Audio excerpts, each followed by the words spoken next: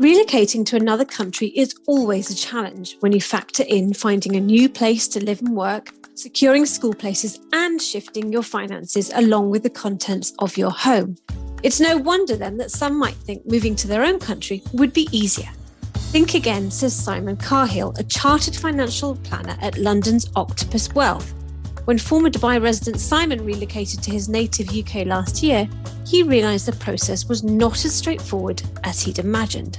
It encouraged him to write the ultimate guide to leaving the UAE, a 7-part explainer on how to successfully repatriate from the Emirates and set up your life in Britain once again.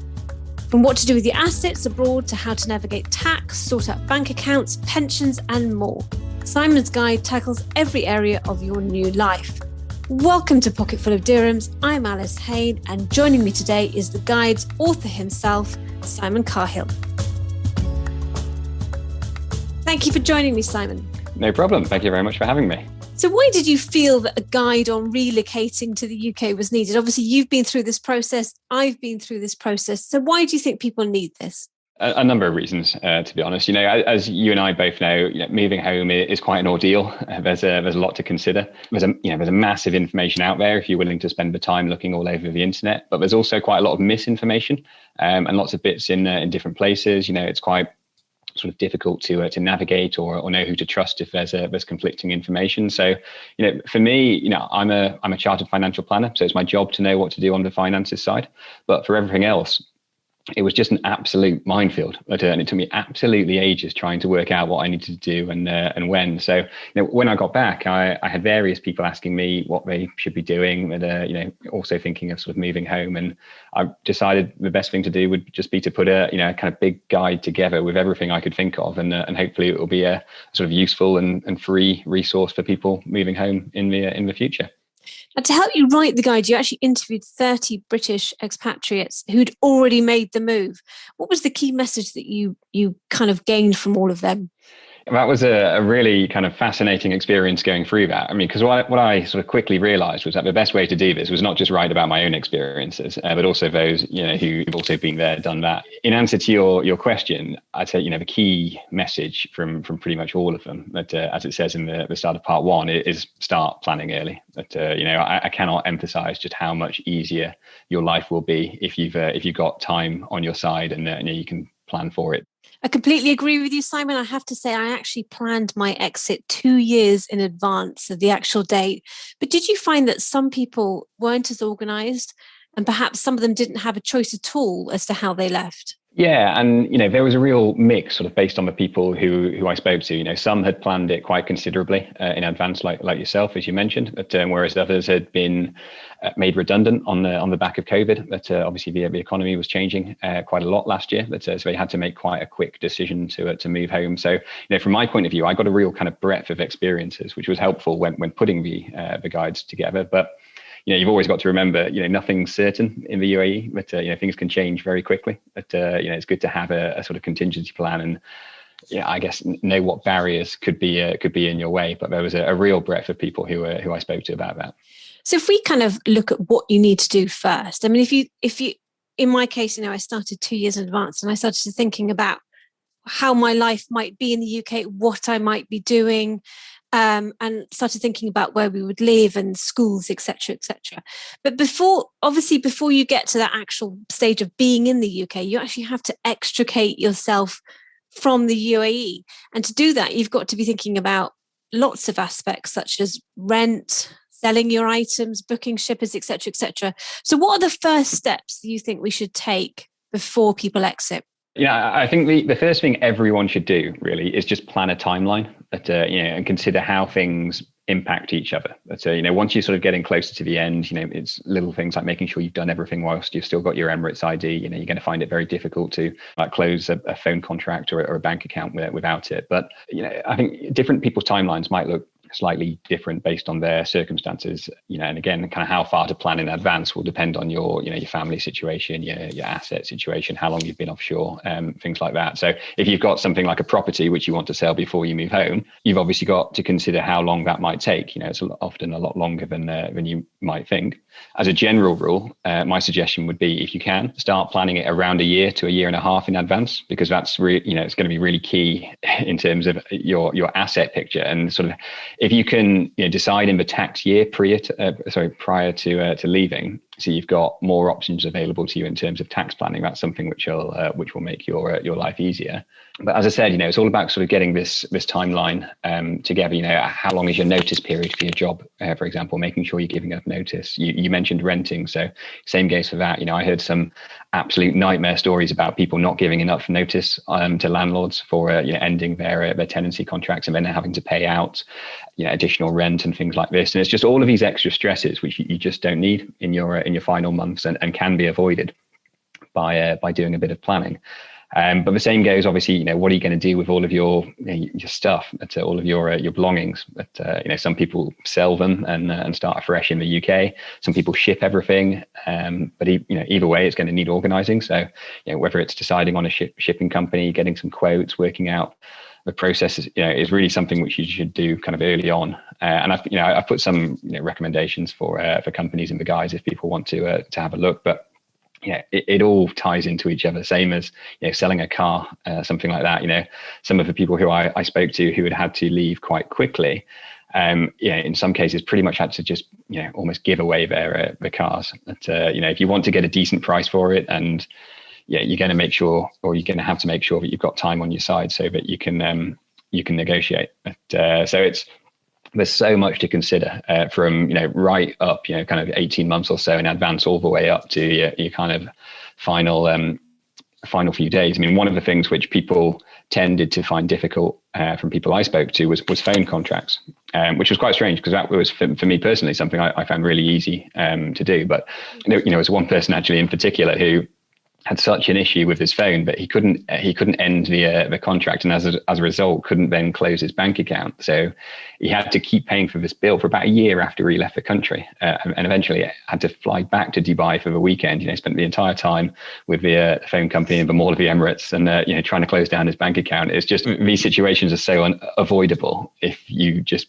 get the sort of planning right. So just think ahead, do what you can. If you need security checks, things like that, but police checks, just make sure you've got your Emirates ID, you do everything in the right order. But it all comes back to having that timeline. But that's really what I would kind of strongly encourage people to do right at the start. Think about what needs to get done and what order it needs to be done in. The timeline is important, but also, once you've decided I'm going to do various things at various stages, I would actually recommend doing things in advance of that. So, for example, you talk about the phones. I'd actually already called, my husband and I had different phones with different providers, and I called both providers, I think 3 months ahead of actually closing them, to find out what I had to do, so that I knew exactly what I had to do when it actually happened. And that really helps. And again, being very transparent with my landlord and having that conversation. I think it was 6 months ahead of actually leaving. So he knew exactly what I was doing, and he was prepared. So he knew what he needed to do. And then, you're talking about getting shipping quotes. That's very important, and really consolidating your stuff. You don't want to take all your stuff back with you. I have to say, I spent a lot of time using sites such as Debizzle and either selling stuff or giving stuff away, and just kind of getting all that stuff down so you've got a lot less to take home with you. Because believe me, when it all arrives at the other end, you don't want every single thing that you thought you needed in the UAE. Yeah. But what about the financial side of things? Because, as well as closing phone and utility bills, closing your bank accounts is very, very tricky. And if you get that timing wrong, for example, if you close your debts too late, then it means that you can't close your bank account, and you really do need to close that bank account before you exit. So can you talk about how much time you should give to that process? Again, I think it will slightly depend on your situation. But as if you've got something like a mortgage, there's going to be more to it than if you've got no debt whatsoever. But like you said, getting any debt and credit cards paid off as early as possible.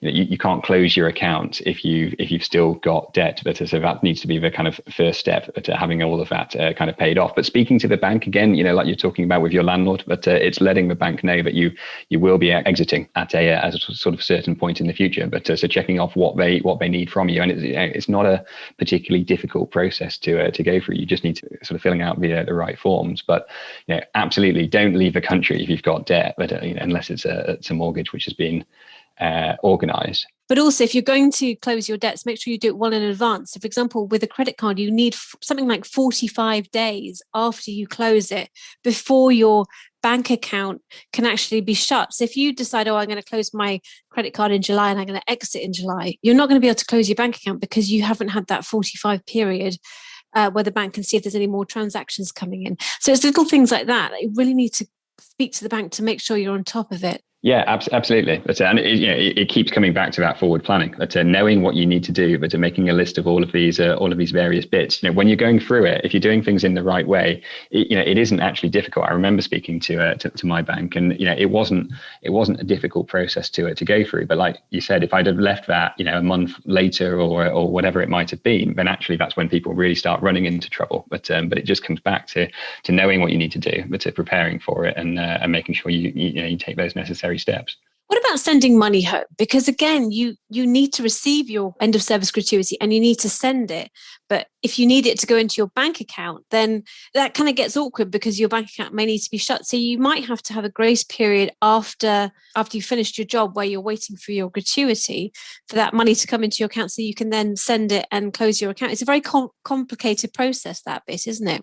It can be, yeah. But and again, you should be obviously speaking to your company, but so you have an idea of when things like end of service will be paid, so that you can factor that into the kind of bigger picture.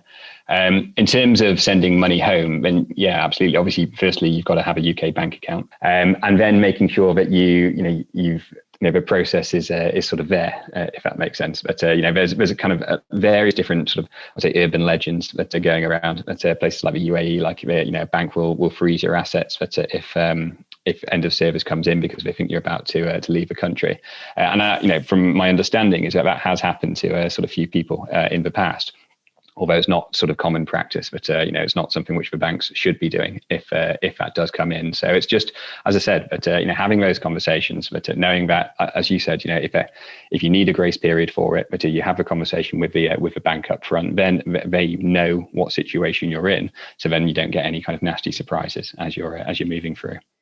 And of course, you can get your gratuity paid directly to the UK as well, which is also an option if you need to get out of the country after you've closed your account. That's also an option. But what about assets held abroad? So if you've got investments overseas, but in an investment account, for example, what's the approach there? So if you've got sort of investments which you sort of manage yourself, but then it really kind of depends on what structure they're in. So if it's just a straight up investment account which you manage and it's made gains, then it's likely going to be in your interest to sell it before you repatriate and return with the cash, so that you avoid any UK capital gains tax liability. And then once you've done that, you can then obviously plan how you're going to redistribute once you're in the UK using those the tax wrappers available. But something which is actually really key on this point, but and everybody should be aware of, is that what I've just said, this isn't a kind of generic rule. It does depend on how long you've been offshore. So it's absolutely key to take advice on these kind of areas. But even if you think you know what you're doing, just to be sure, it's one of those things which you don't want to be wrong on. But kind of get advice and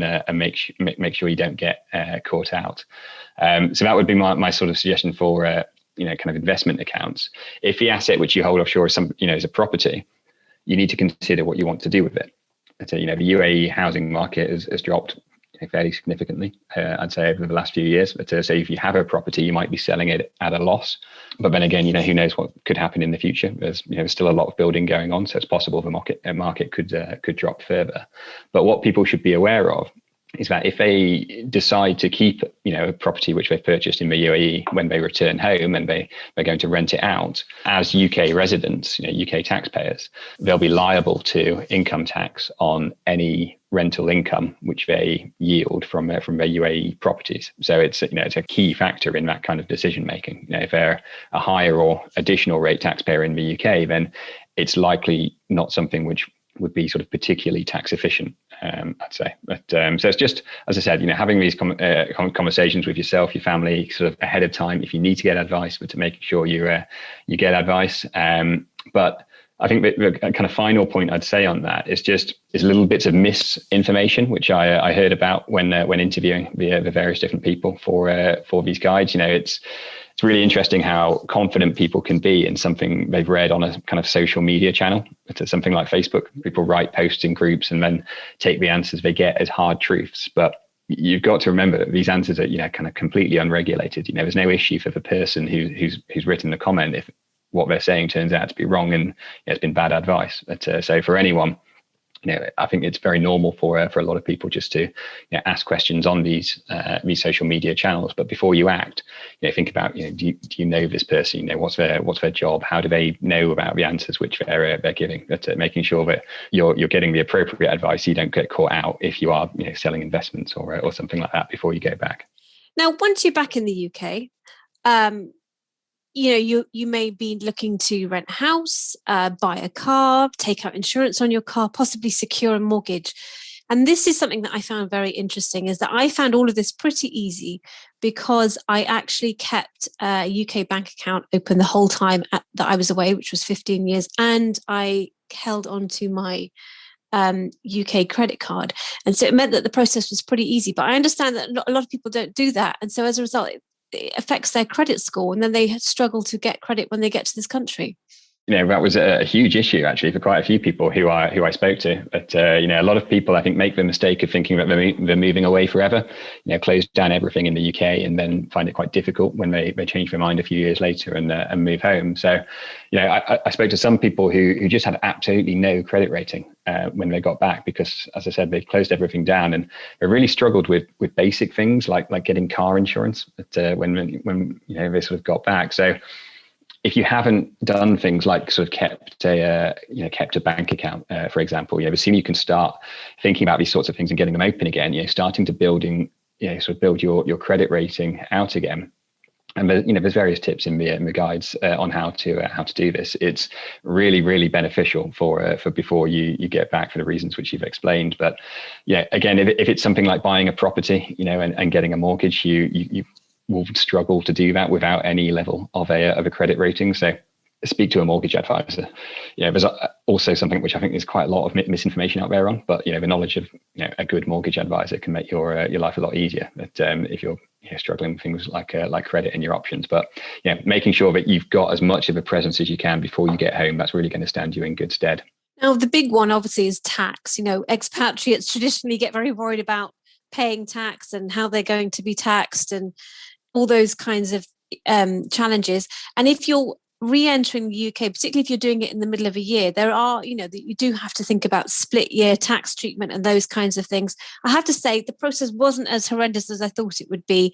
And I just followed certain steps. But what are the key things that people should be looking out for? Yeah, so tax is obviously the one which I'd say tends to be the biggest culture shock in terms of moving home, particularly if you've been away for sort of 10 or 20 years or so. But as you said, first thing to start thinking about, I would say, is the actual date of when you're coming back in the year. So, as you said, you might be able to split your tax year, one part for when you were UK resident and one for when you're still resident in the UAE. So it means that you would benefit from applying the UK tax rules from the date at which you move back rather than for the whole tax year. So, it has the potential to save you quite a lot of money, and it can be, quite complicated, but in terms of dealing with the statutory residence test, which is in place now. And I actually, again, it was one of those examples where I spoke to a number of people about it, heard some very kind of different stories. One person, didn't get tax advice.